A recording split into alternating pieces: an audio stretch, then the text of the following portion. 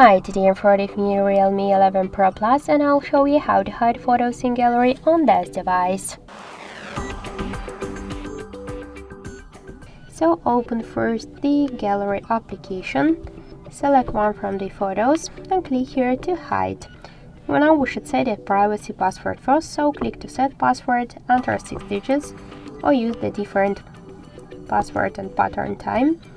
Here we got the security questions. You could use one from them or just to use the custom question.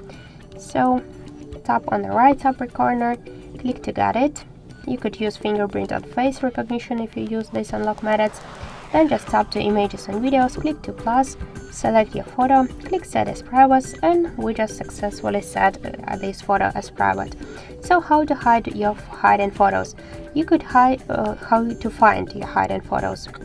So first you could go to the settings, scroll down to privacy, switch permission to privacy, click to private save, enter your password and find your hidden photo here in images and video section. Or just we got one more way, the simplest one. Open the gallery, switch photos to albums tab and tap to hidden.